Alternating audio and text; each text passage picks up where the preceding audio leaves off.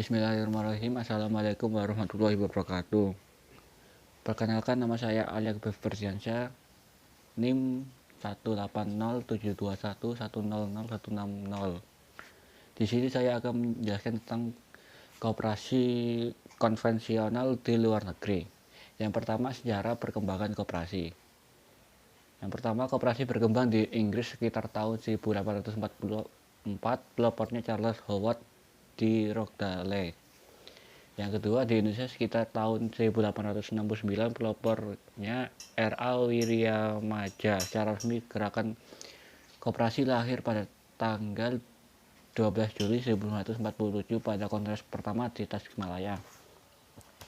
Nah, untuk hubungan antara perkembangan koperasi di Inggris dan Indonesia ini sangat berkaitan, dikarenakan di Indonesia yang membawa koperasi ialah orang-orang penjajah yang masuk di Indonesia pada tahun 1869. Sekian, terima kasih. Yang kedua ialah koperasi sebagai suatu sistem. Menurut L.L. Heilbronner, ada 3 cara yang selanjutnya disebut sebagai types of system bagi masyarakat untuk memecahkan persoalan ekonomi. Yang pertama, secara tradisional. Dalam sistem ekonomi yang pertama yang dikelola menurut tradisi ini, masyarakat dalam rangka memenuhi kebutuhan hidupnya dan demi mempertahankan kelangsungan hidupnya. Kegiatannya diatur menurut kebiasaan dan adab istiadat atau tradisi. Pada umumnya, sistem ini tiap keluarga menghasilkan sendiri barang-barang yang dibutuhkan. Produktivitas pada masyarakat ini masih sangat rendah. Cara penanganan masalah produksi dan distribusi adalah statis. Perkembangan secara rasional belum berkembang. Yang kedua, menurut komando. Dalam ekonomi yang dikelola secara komando, Heilbronner mengatakan bahwa masyarakat memecahkan masalah dan tantangan ekonomi secara otoriter. Kehidupan masyarakat dan kegiatan pembangunan piramida di Mesir kuno yang dalam pelaksanaan pembangunannya menggunakan cambuk otoriter adalah merupakan salah satu contohnya. Yang ketiga, menurut pasar. Cara yang ketiga yaitu pada sistem pasar, masyarakat menyerahkan pemecahan masalah-masalah dan tantangan ekonomi kepada pasar. Seseorang atau masyarakat dalam rangka usaha mempertahankan kehidupan mempunyai kebiasaan melangkah untuk melakukan tugas dan kegiatan-kegiatannya. Dalam sistem ini, keuntunganlah yang menjadi daya tariknya dan bukan dorongan tradisi atau cambuk penguasa. Dari ketiga sistem di atas, sesuai perkembangan zaman, masyarakat mulai berpikir untuk bebas mengejar keuntungan sendiri-sendiri yang terikat pada pasar. Maka timbullah sistem kapitalis atau keuntungan menjadi ide dasar. Akibatnya semakin banyak buruh yang menderita. Dari penderitaan inilah muncul gerakan koperasi yang memiliki asas-asas yang disesuaikan dengan kondisi kehidupan masyarakat yang lemah. Yang selanjutnya, dampak revolusi industri terhadap pemikiran koperasi.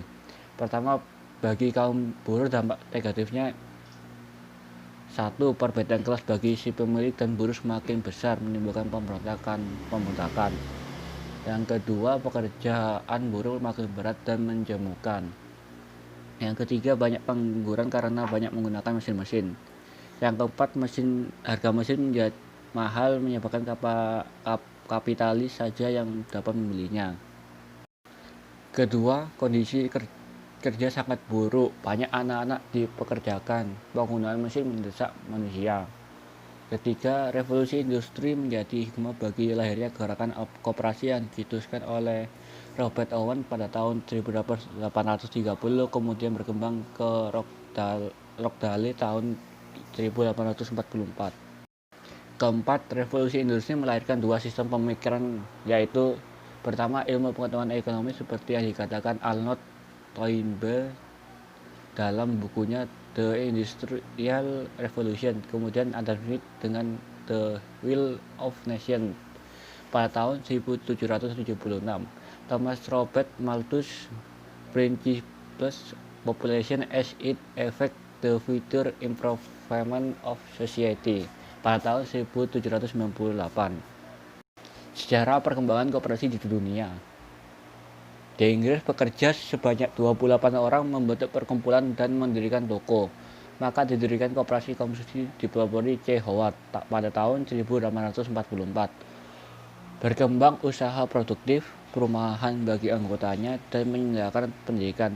Pada tahun 1862, koperasi konsumsi digabung menjadi pusat koperasi pembelian atau kooperatif wholesale society.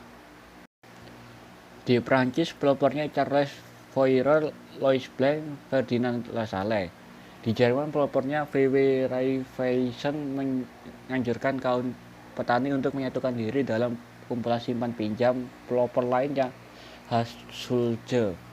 Di Swedia, pelopornya Albin Johansson ditunjuk untuk memerangi kekuatan monopoli atau penyediaan barang dengan murah. Di Jepang, Korea, dan Amerika Serikat, koperasi terus berkembang dan bermunculan. Contoh koperasi di luar negeri. Di Asia, 45,3 juta orang adalah anggota dari kredit union atau koperasi simpan pinjam. Di Argentina terdapat 11.357 asosiasi koperasi dengan lebih dari 9 juta anggota. 22% dari anggota dari populasi di Argentina. Di Belgia terdapat 229.933 koperasi masyarakat pada tahun 2001. Di Kanada, 4 dari setiap 10 penduduk Kanada adalah anggota setidaknya satu koperasi. Di Quebec, sekitar 70% dari penduduk adalah anggota koperasi, sedangkan di Saskatchewan, 56% adalah anggota. Di Kolombia, lebih dari 4 juta orang anggota koperasi atau 9,17% dari jumlah penduduk. Di Costa Rica dihitung lebih dari 10% penduduk sebagai anggota koperasi. Di Finlandia, S Group memiliki angka anggota 1.468.517 individu yang mewakili 62% dari rumah tangga Finlandia. Di Jerman terdapat 20 juta orang yang menjadi anggota koperasi. Satu dari penduduk di Jerman ialah salah satu anggota koperasi. Di Indonesia, 27,5% keluarga yang mewakili sekitar 80 juta orang adalah anggota koperasi. Di Jepang, 1 dari setiap 3 keluarga adalah anggota dari sebuah koperasi. Di India, lebih dari 239 juta orang adalah anggota sebuah koperasi. Di Malaysia, 59 juta orang atau 24% dari populasi total penduduk adalah anggota koperasi. Di Selandia Baru, 40% dari penduduk dewasa adalah anggota koperasi. Di Singapura, 50% penduduk atau 1,6 juta orang adalah anggota dari sebuah koperasi. Di Amerika Serikat, 4 dari 10 individu adalah anggota koperasi atau 25% jumlah populasi di Amerika Serikat. Sekian, terima kasih dari video presentasi ini. Jika ada yang ditanyakan, silakan langsung bertanya di kolom komentar Google Meet. Sekian, terima kasih.